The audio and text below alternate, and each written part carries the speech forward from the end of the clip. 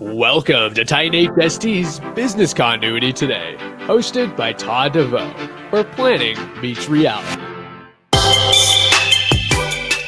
Good morning, everybody. Man, I'm telling you, things are going crazy out there in the world. I was out in Tennessee this weekend for a family issue, and it's just the storms are coming in, and it just made me think that we need to have more people out there really giving good advice. And so I was reading Tom Nicholas's book, The Death of Expertise, The Campaign Against Established Knowledge and Why It Matters. And the book is really interesting. If you guys pick it up, it goes really deeper into the American psychology, if you will, or the psychology of people, I suppose, of why we don't listen to experts. And that and COVID together is kind of a dangerous situation. Ben Franklin once said, an investment in knowledge pays the best interest. So that's, getting knowledge from colleges or wherever you go to get knowledge from, books and whatnot. And when we get hired as business continuity experts by organizations, whether it be private industry or city government or school or who's picking, who needs that expertise, it interests me that a lot of times you're competing, if you will, with other interests that are out there, such as the other departments that need to do their job. And so a while ago, I don't want to say a while ago, before COVID even was on the map, I was having a discussion at one of the universities I was at, and we were saying, hey, look, we need to have a plan, a business continuity plan that addresses pandemic. Right. We need the idea, or in our case here in California too, the case of if there's an earthquake, how do we continue to give instructional period to our students?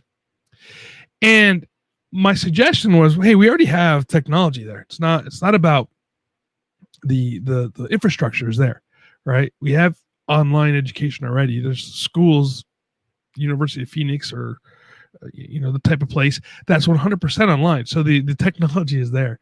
Matter of fact, the school that I was at and having this discussion with, they already had an online presence, right? There were some online classes that had, and the teachers or the professors, if you will, had the ability to put their classes online if they wish, just for like, say, test scores and things like that, to be able to communicate with their students. Now the classes weren't online, and there is some issues associated with moving a class to online compared to in classroom or on ground education. So there is that, but it's not insurmountable to go through. But the problem is that a lot of the teachers did not feel comfortable teaching online and didn't want to have those shells being built. And I explained to the vice president of instruction that saying, hey, this is needed. And my advice, if you will, was not necessarily heated, and she on the principle on the concept of it, she agreed, but the idea was that the union and the teachers did not want to move in that direction, and there were some other issues associated with it. So there are times when the challenges of being an emergency management or business continuity expert are definitely frustrating. Sometimes that expert, you're placed on the sidelines, and it would be nice, although not realistic, for your leaders to listen to every word that you have to say, right? And just agree with everything that you have to say. And it's not feasible. It's going to happen. And so you have to do a good job of managing up. And a good example of this is, I always kill his last name. I wish I could apologize to him. Is Rick Roscola, and if you guys ever heard of him, interesting man. He was from Britain, came to the United States, became a United States citizen, and then went to Vietnam. As a matter of fact, if you've seen the movie where your soldiers were young ones, I think it was called, with Mel Gibson. Anyway, that book he was on the cover of that book. He was in the first major battle in Vietnam, and he survived that and did a lot of other things. And he became an emergency manager slash safety manager for Morgan Stanley. And in the 1993 terrorist attack, he was really disappointed in the way the evacuation occurred with his organization, and he was really concerned, rightfully so, obviously, that it was going to happen again. And so he talked to the executives, the C-suite, and got their buy-in on doing drills. And if you know the story, he was very intrusive on his drills, to say the least. And he would go in the middle of board meetings, just, okay, this is the date that he had the drill scheduled, time. He didn't care if it was the board of directors are there or the president of the university of the organization was on the phone. Matter of fact, there's a story saying he went in and he actually hung the phone up on the president and said, "You got to go. We're evacuating." That tenacity and that being that gnat, if you will, saved about 2,700 people on 9/11. And that, having that support from your C-suite is unbelievably important. You know, how do we get that support? It's by managing up. And I've learned that the hard way, right? There's a couple times when I just was like, okay, that's what their decision is, and you just kind of leave it go. But you have to be able to have a good friend of mine, all right? He always tells me, be your own cheerleader. You have to be your own cheerleader. You have to celebrate your wins in a big way. And you got to do it in a tactful way, right? You can't be like, I told you so, and these thumbs are pointing at me type thing. You have to do it in a way that you are able to celebrate your wins to where the people in the C-suite listen to what you're saying. And this is exactly what they did at Morgan Stanley. 2,700 employees were saved that day because of his efforts. He went back upstairs, Rick did, to check on, to see if the floor was clear, and he perished and along with the president. They both perished in the 9/11 attacks. But his efforts, being that pain in the butt guy, the one that was like, he had a bullhorn and he would yell into this bullhorn and sing songs and just really bug people. People hated him. I don't know if they hated him personally, but they hated his tactics, you know. And but today, those people that were annoyed by his stuff are grateful for his tactics, if you will, to get them to challenge them, to get them to go down the stairs, so they knew that when this event happened. Matter of fact, when the plane hit the tower, they were telling people to stay. Right? They're telling people to stay in at their desk, and he said, "Nope, we're getting out," and he got everybody out. When it comes to COVID, I want to walk through this a little bit here, because the interesting thing is that we,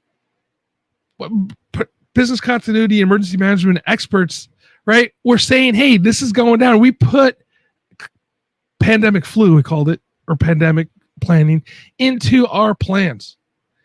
And there are articles after article, and I want to pull some of these titles up here because I did a little search. Just really on the first page, it says we should have been prepared for COVID-19. Why weren't we? Disaster response experts explain why the U.S. wasn't more prepared. Epic fail, why the U.S. wasn't prepared for the coronavirus. Experts warned of pandemic years ago. Why weren't we listening? Coronavirus, governments knew the pandemic was a threat, but we weren't listening. Why weren't we ready for the coronavirus? The New Yorker. Why American nurses weren't prepared for the coronavirus. And Forbes. Deadly coronavirus was that's on the Wall Street Journal. So why was no one ready? Why was no one ready? These are the things in the Wall Street Journal. There's an article I couldn't find it. I wish I could, but the title was really damning in the Harvard Business Review, talking about CEOs were caught off guard of this pandemic, and why weren't they ready? And if they listen to us, they listen to the experts, they listen to the pan flu plan, they would be a little bit more ready, if you will, for this event. Eileen, I agree with you that universities, I'm sorry, just go back a little bit, that universities are fiefdoms and department heads. Yes, absolutely. That is part of the problem, that we go to these silos and we have these little fiefdoms and people want to do it their own way in universities. But at the end of the day, how do we, again, manage up? How do we manage up? How do we get people to listen to us? And I think a lot of it has to do with the relationship building. A lot of it has to do with being able to be the person who is turned to, and that we have to make ourselves valuable on small things. I have a friend of mine now that is working at another college, and he is going through these issues right now. And he had a president or vice president that was a big cheerleader for him, and that the person has just since moved on to a different place or retired, I forget which. And he was talking about saying, hope the next person that comes in is going to have the same vigor, if you will, for emergency management that this last person did. And that's some of the issues too, is when we have these turnovers, we have to continuously train up. And in the military, and today's the Navy's birthday, so happy birthday, Navy. We would always look at these new lieutenants, or in the case of the Navy, ensigns, coming in to the shop and saying, "Hey, this is what's going on." And as younger members of the military, we would look to our chiefs and make sure that this was the correct thing, because we knew the chiefs and the gunny sergeants, if you will, with the Marines, knew what there was going on. And these chiefs and gunny sergeants and upper enlisted, senior enlisted fellows would know how to manage these new leaders coming in and train them as well. And we have to do that as well. When the new leadership comes in, we have to manage them and train them in what we do as business continuity and emergency management experts. This problem isn't just here in the United States. If you guys are listening elsewhere, it's also, I was reading an article in Crisis Journal this weekend. It's in the UK as well. Lots of problems with having the expertise listened to. It's challenging for sure on what is going on in the world of emergency management and business continuity. Some of the things too is we have to understand the expectations of what they are looking for. Right? When I say they, the upper management, what they're looking for, and what their expectations of emergency management and business continuity is. So strategies for managing up. Since 9/11, the Federal Emergency Management Agency and others have been defining and redefining competencies of emergency management professionals. In doing so, they have addressed directly and indirectly the qualities of the leader. So we, as a profession, have continuously had to improve and to see what exactly does it mean to be a leader in emergency management. And that's one of the issues too, is we have to address who we are. We have to address who we are as emergency managers.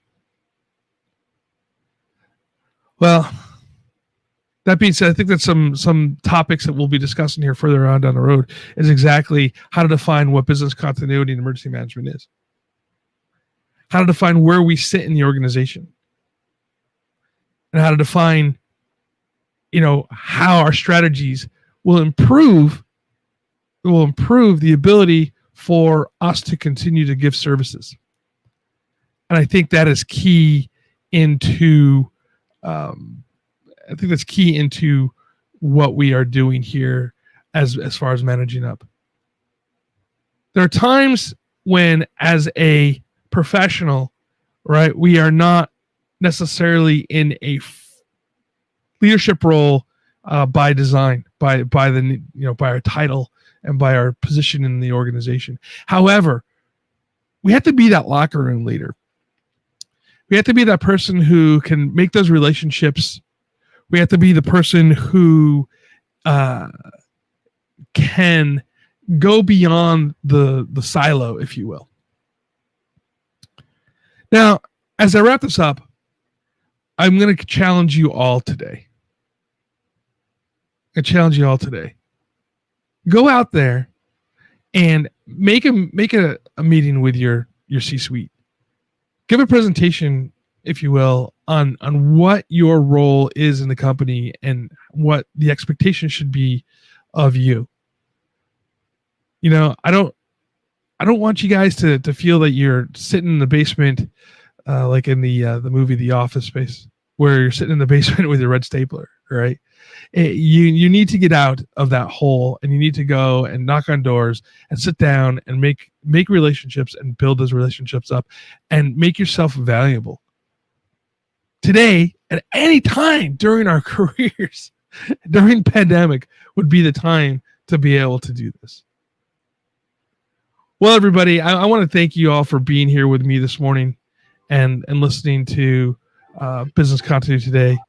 And for all your communication needs, please reach out to Titan HST and tell them that you heard him here. Or hey, reach out to me directly. My email is pretty easy. It's first initial T, last name DeVoe @titanhst.com, and I'd be happy to talk to you about anything and everything.